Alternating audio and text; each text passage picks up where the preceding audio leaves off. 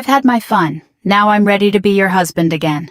That was the text my husband sent after vanishing for an entire year. I didn't reply. The next day he showed up at my front door. But the moment he saw who opened it, he turned deathly pale. "My name is Emily Carter, and if you'd asked me 15 years ago what kind of man Ryan Carter was, I would have told you he was the kind of husband every woman hoped to find. Confident, ambitious, charming. The sort of man who could walk into a room full of strangers and somehow leave with 3 new friends and a business opportunity before dessert arrived. At least that's what I believed for a very long time. The truth was much uglier. I just wasn't ready to see it. I live in Colorado Springs, Colorado. It's the kind of place where neighbors still wave when they drive past your house, and where people notice when someone doesn't bring their trash cans back in for 3 days. Ryan and I had been married for 12 years. We weren't rich. We weren't poor. We had a comfortable life. A modest 4-bedroom home. A golden retriever named Murphy. Weekend barbecues with friends.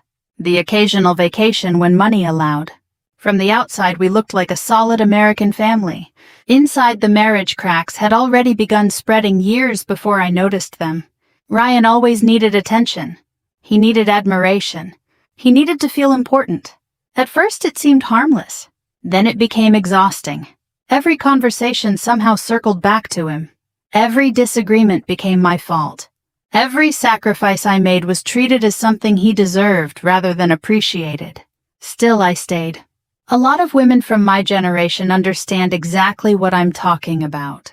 You keep telling yourself that marriage takes work. You convince yourself that rough patches are normal. You focus on the good memories and ignore the warning signs. That's exactly what I did. Until one morning everything changed. I was standing in the kitchen making coffee when Ryan walked in carrying a duffel bag. At first I thought he was leaving for another business trip. He worked in commercial construction consulting and traveled often. Then I noticed something strange. His closet was nearly empty. His dresser drawers were open.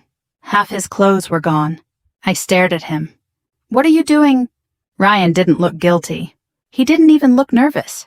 He looked annoyed, as if I were asking an inconvenient question. "I need some space." I laughed. Not because it was funny, because it was ridiculous. "Space." He sighed dramatically. "You wouldn't understand. Those 4 words still make me angry when I remember them. You wouldn't understand. As though I were too simple to comprehend why my husband was packing his belongings. Then he finally said it. "There are things I need to figure out." "What things?" "My life." I stared at him. "Our marriage is your life." He shook his head. "No, Emily, that's exactly the problem." A few hours later he was gone. Just like that. No counseling. No serious conversation. No effort to fix anything. Gone. 3 weeks later I learned the truth. A mutual friend accidentally told me. Ryan hadn't left to find himself. Ryan had left with a 30-year-old woman he'd met through work. A woman named Brianna. Apparently everyone knew except me. That realization hurt almost as much as the betrayal itself. People had seen the signs. People had talked. People had suspected. And I was the last person to find out. The following months were brutal. Ryan barely communicated. When he did, it was usually about practical matters. Mortgage payments, insurance paperwork, tax documents. Never apologies, never accountability, never regret. I learned quickly that many bills had quietly become my responsibility. The mortgage, the utilities, home maintenance, veterinary expenses, everything. Ryan's financial contributions became sporadic. Then they stopped altogether.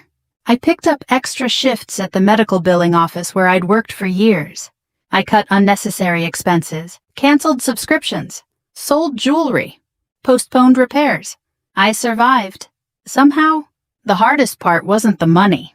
It was the humiliation, the loneliness, the silence. Every night I sat in a house that suddenly felt too large. Every holiday carried an empty chair. Every family gathering came with awkward questions. People mean well, but their curiosity can feel like salt poured into a wound. One evening, my sister Laura visited after work. We sat on the back porch watching Murphy chase squirrels. "You know what's funny?" I said. Nothing about this situation is funny. I smiled sadly. Exactly. Laura studied me carefully. Do you miss him? I thought about it. Really thought about it. Then I shook my head. No. She looked surprised. I miss who I thought he was. That answer seemed to surprise me too. Because it was true. The man I missed didn't actually exist. Not anymore. Maybe he never had. Months passed. Life slowly became manageable. Not easy. Manageable. I developed routines. Work. Home. Friends. Family. Long walks with Murphy. I stopped checking my phone every few minutes. Stopped wondering whether Ryan would call. Stopped imagining him returning. Then about 9 months after he left, something happened that changed the course of everything. I was cleaning out old storage boxes in the basement. Most contained forgotten paperwork. Tax returns, insurance forms, home improvement receipts. The kind of documents people keep because they're afraid to throw them away. Inside one dusty banker box, I found several folders labeled with a company name I hadn't seen in years. Brooks and Carter Development Group. Ryan's old business partnership. The partnership that had exploded nearly 8 years earlier. The partnership Ryan always claimed had been destroyed by one dishonest man. Daniel Brooks. I remembered the story clearly. Ryan had told it dozens of times. Daniel supposedly embezzled money. Betrayed the company. Destroyed everyone's future. Ryan always portrayed himself as the victim. The survivor. The honest partner left cleaning up the mess. Back then I believed every word. Why wouldn't I? He was my husband. I opened one folder, then another, and within 30 minutes I felt the first crack appear in the story I'd accepted for nearly a decade. Because the numbers weren't adding up, not even close. I sat on the basement floor for nearly 3 hours that night.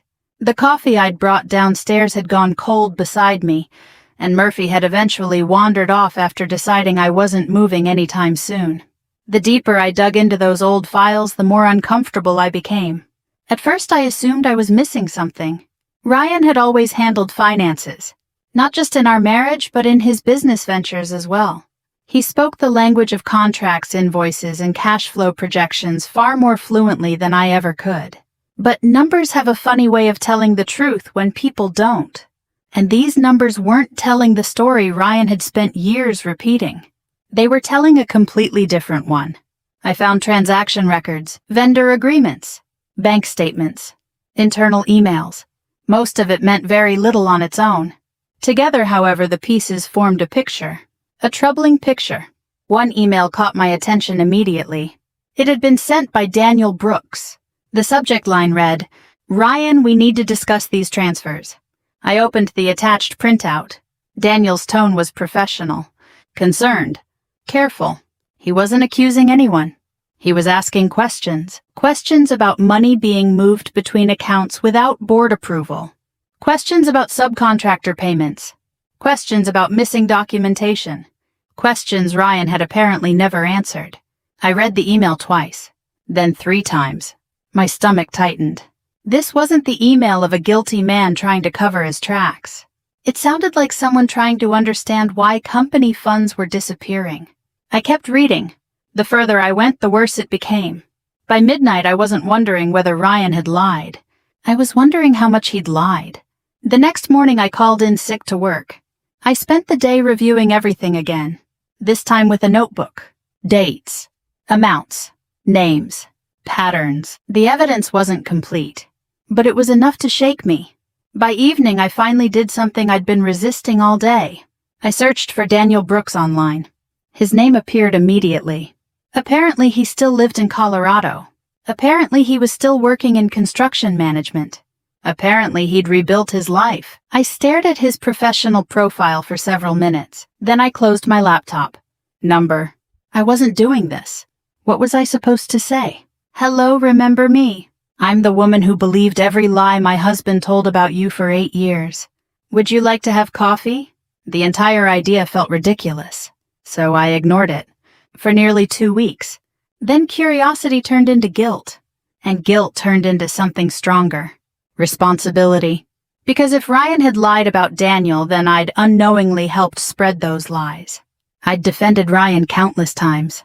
I'd repeated his version of events to friends, family, neighbors, people at church, people who trusted my opinion. I couldn't change the past, but I could stop pretending ignorance was an excuse. Finally, one Saturday morning, I sent a message. Short. Simple. Respectful. I introduced myself. I acknowledged the history. I apologized for contacting him unexpectedly. Then I asked if he would be willing to meet for coffee. I expected no response. Instead, one arrived 3 days later. Honestly, Emily, I'm surprised to hear from you, but I'm willing to listen. My pulse jumped. The meeting was scheduled for the following Friday. The entire week felt strangely nerve-wracking. Not because I was afraid, because I didn't know what truth I was about to uncover. The coffee shop sat near downtown Colorado Springs, a quiet place with brick walls, local artwork, and the smell of roasted beans hanging in the air. I arrived early. Daniel arrived exactly on time. The first thing that surprised me was how ordinary he looked.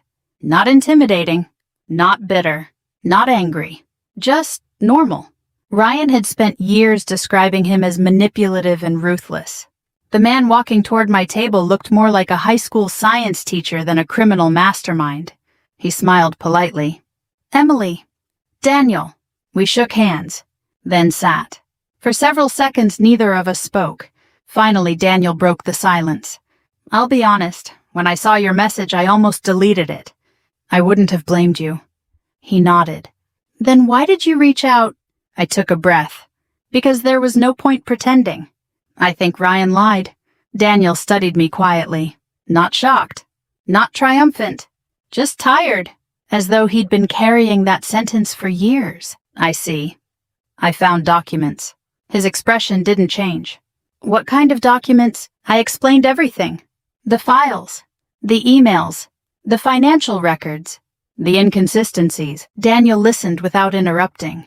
When I finished, he leaned back slightly. Then he looked out the window. For a long moment, he said nothing. When he finally spoke, his voice was calm. I spent 5 years wishing someone would ask me what actually happened. That sentence hit harder than I expected.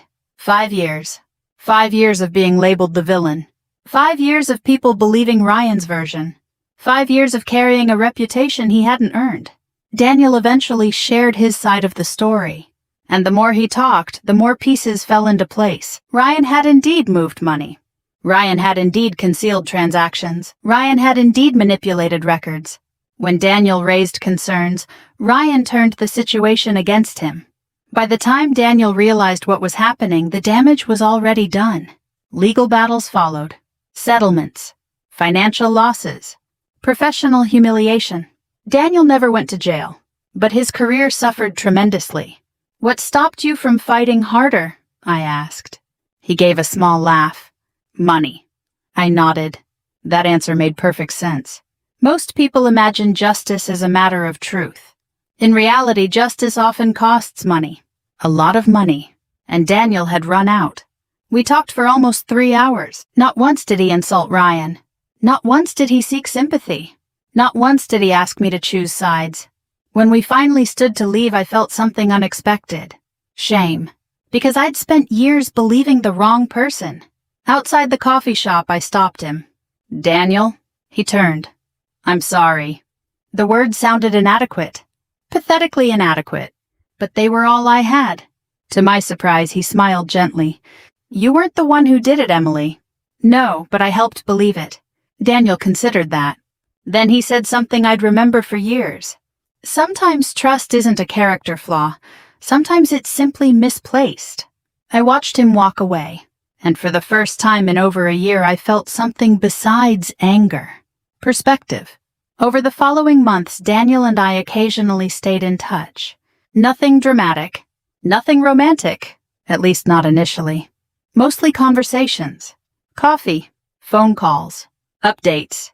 The kind of friendship that develops when two people realize they've been wounded by the same person in different ways. Meanwhile, Ryan remained absent. His messages remained infrequent. Self-centered. Predictable. The longer he stayed away, the more clearly I saw him. And the more clearly I saw him, the less I missed him. What I didn't realize then was that those quiet conversations with Daniel were about to uncover something even bigger. Something that would eventually bring Ryan's carefully constructed world crashing down. If someone had told me during the darkest days of my marriage that I would eventually find peace sitting across a table from Daniel Brooks, I would have laughed in their face. Not because I disliked him, because I barely knew him. To me, Daniel had always existed as a character in Ryan's story. The villain, the betrayer, the man responsible for destroying a promising business.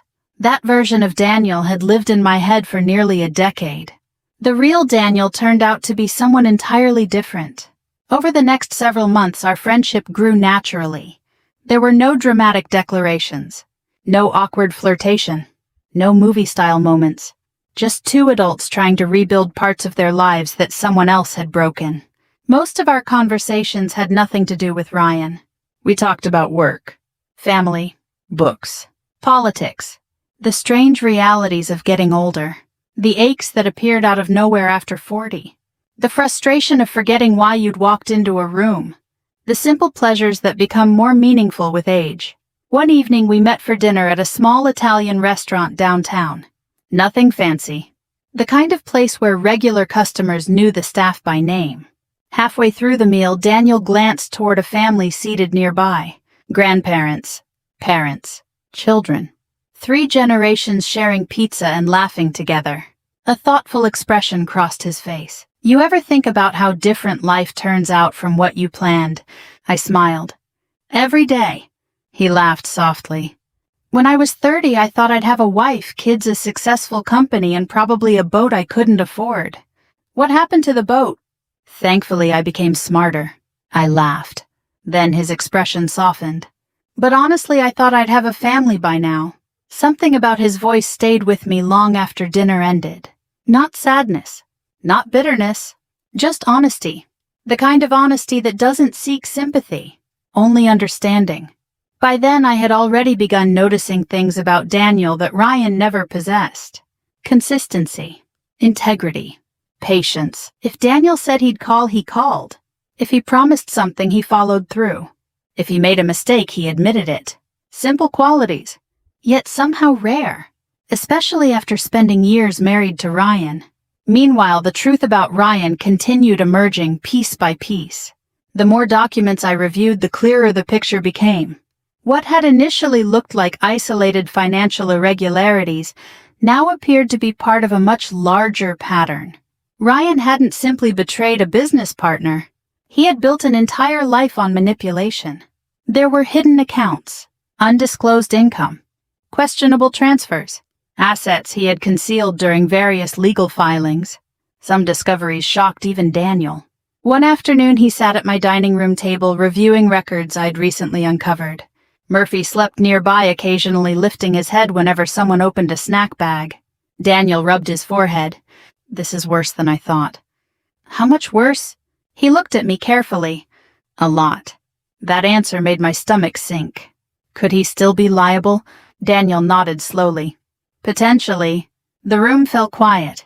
Neither of us celebrated. Neither of us smiled. Because despite everything Ryan had done, this wasn't entertainment. These were real consequences, real lives, real damage. After Daniel left that evening, I sat alone for a long time.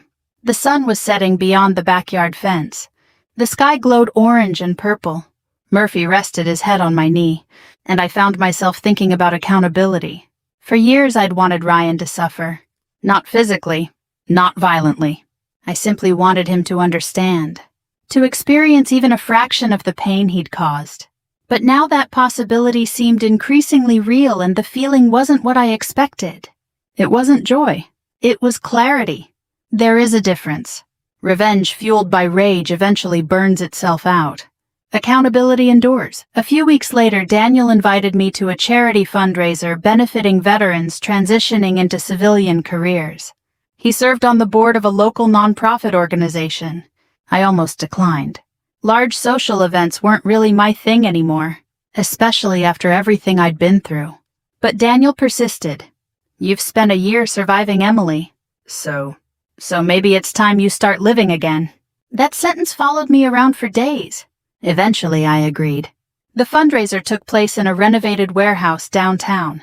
Live music, silent auctions, community leaders, business owners, veterans and their families. I expected to feel uncomfortable. Instead, I found myself enjoying the evening. More importantly, I noticed something. People respected Daniel, genuinely respected him. Not because he was wealthy, not because he was influential, because he showed up, because he helped, because he cared. Throughout the evening, people stopped to thank him. A veteran thanked him for helping secure employment. A widow thanked him for assisting with home repairs. A young contractor thanked him for mentorship. The gratitude was authentic, earned. Watching those interactions quietly changed something inside me. For years, I'd measured success using Ryan's standards: money, status, appearances, admiration. Daniel measured success differently: character, responsibility, service, community. That night, as we walked toward the parking lot, I found myself smiling. A real smile. The kind I hadn't felt in a very long time. Daniel noticed. What? Nothing. That wasn't a nothing smile. I laughed. Maybe I just forgot what it feels like to have a good evening. His expression softened. You deserve more of those. The silence that followed felt different. Comfortable. Meaningful. Neither of us rushed to fill it. A few months later, our friendship became something more. Not suddenly. Not dramatically. Simply honestly. By then, we trusted each other. Respected each other. Understood each other. The relationship felt surprisingly easy. Not because there were no challenges. Because there were no games. No manipulation. No emotional landmines. No constant need to manage another person's ego. For the first time in years, I felt safe. Truly safe. Nearly 11 months after Ryan disappeared, Daniel proposed. The moment itself was simple. Private. Exactly what I would have wanted. We were sitting on the back deck after dinner. The summer air was warm. Murphy snored loudly beside us. Daniel looked at me and smiled.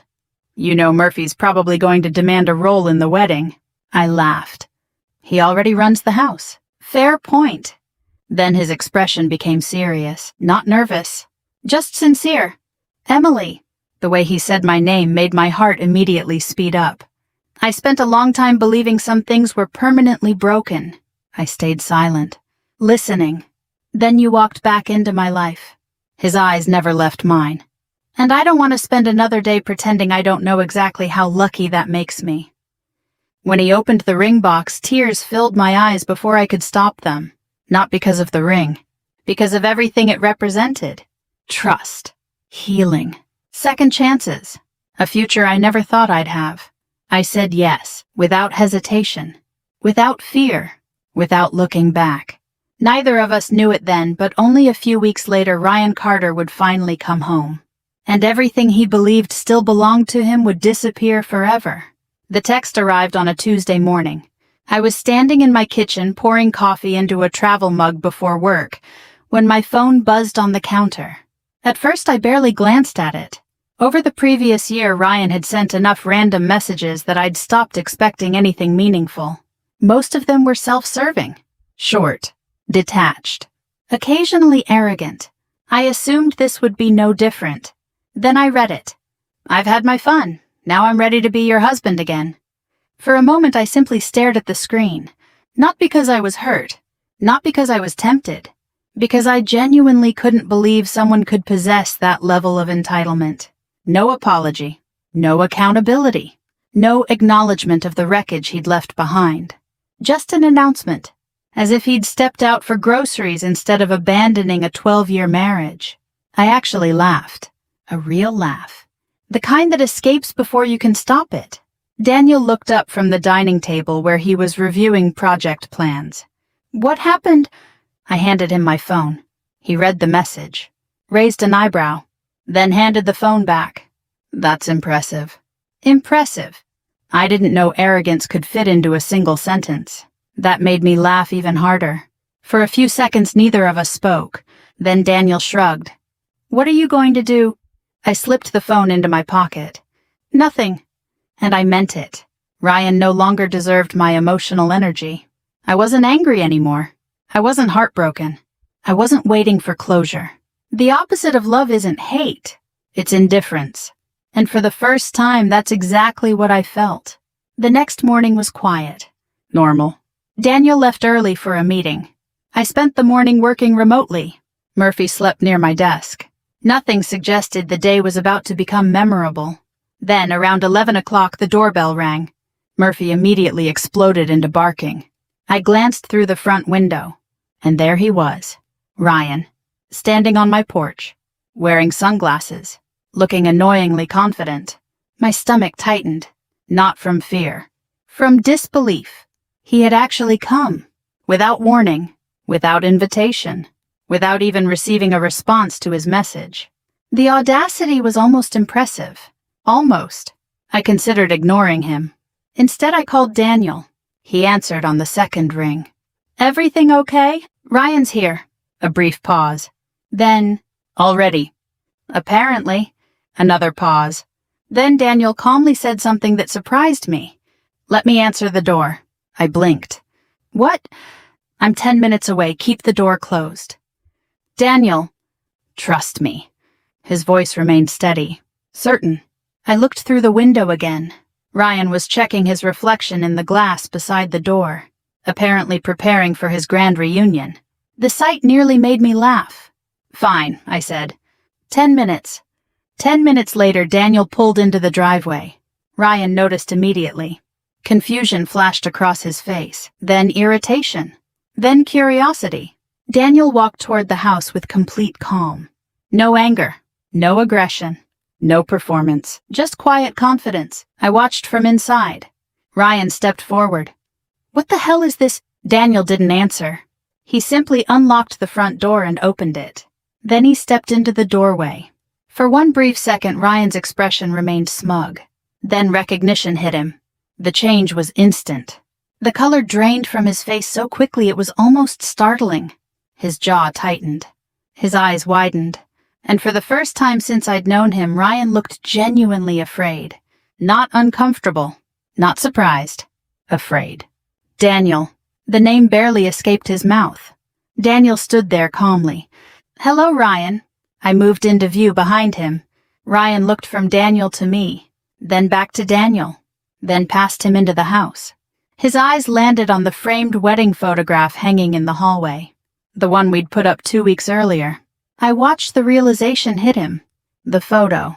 The wedding rings. The fact that Daniel had used his key to unlock the front door. Everything connected at once. "You married him?" His voice sounded strained. I folded my arms.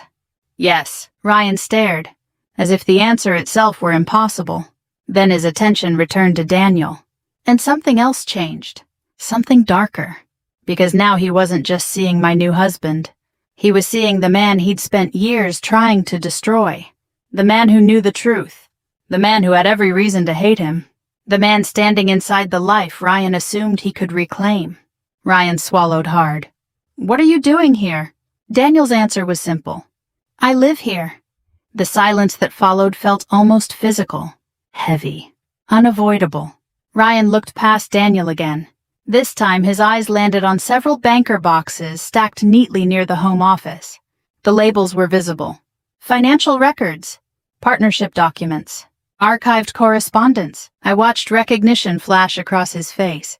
And suddenly I understood exactly why he'd gone pale. Because he knew. He knew what those boxes contained. Years earlier he had carefully hidden evidence. Manipulated narratives. Controlled information. Now those records sat openly inside the home of the one man capable of exposing everything. Ryan tried recovering his confidence. "I think we should talk privately." "No," I said. His eyes shifted toward me. "Emily." "No." The word came easier than I'd expected. Stronger. Cleaner. "We don't need a private conversation." His expression hardened. "After everything we've been through?" I laughed. Not kindly. Not cruelly. Honestly, everything we've been through? He looked offended. Actually offended. As though he were somehow the victim. "You disappeared for a year." "I needed time." "You abandoned your marriage." I was confused.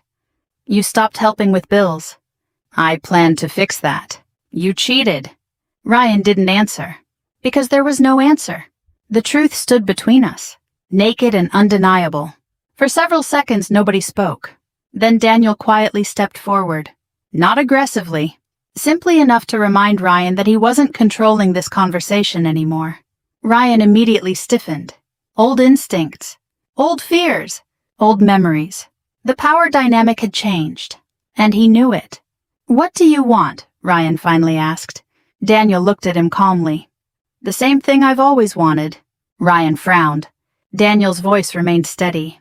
"The truth." Something flickered across Ryan's face. A crack. Small, but visible. For years he'd built his life on the assumption that truth could be buried, managed, outlasted. Now he stood on my porch staring at two people who knew exactly what he'd done. And for the first time there was nowhere left to hide. For a long moment nobody moved. The summer breeze rustled the trees along the sidewalk. Murphy barked once from somewhere inside the house, and a lawnmower hummed in the distance from a neighboring yard. Ordinary sounds. Ordinary life? Yet Ryan stood frozen on that porch as if the ground beneath him had suddenly become unstable. Maybe in a way it had. For years he had survived by controlling the narrative. He decided what people knew. He decided what people believed. He decided who was the hero and who was the villain. Now that control was gone, and he didn't know what to do without it. Eventually Ryan cleared his throat. "This is ridiculous." Neither Daniel nor I responded. Ryan forced a laugh. The sound was hollow. "You two really think you figured everything out?" Daniel remained calm. "We know enough." Ryan's jaw tightened. "No, you don't." For a second I almost recognized the old version of him. The man who could talk his way out of almost anything. The man who always believed he was the smartest person in the room. The man who thought confidence could substitute for integrity. Then I noticed something different. Fear. Real fear. Not because he had lost me. Not because Daniel and I had married. Because he understood what came next. The evidence. The records. The questions. The consequences. The things he'd spent years avoiding. Ryan looked directly at me. "Emily, whatever you think happened, there's another side to this." I smiled sadly. "There always is." His expression brightened slightly. For a brief moment he thought he had found an opening. Then I continued. "The problem is that I've spent years hearing only your side." His face fell. "You don't understand the pressure I was under." "No," I replied quietly. "I understand it perfectly now." The silence stretched. Finally Ryan looked at Daniel. "What exactly are you planning to do?" Daniel folded his arms. "Nothing illegal." Ryan didn't smile. Neither did Daniel. Because both men understood what that answer meant. The truth didn't need revenge. The truth only needed daylight. Ryan left 10 minutes later. Not dramatically. Not angrily. He simply ran out of arguments.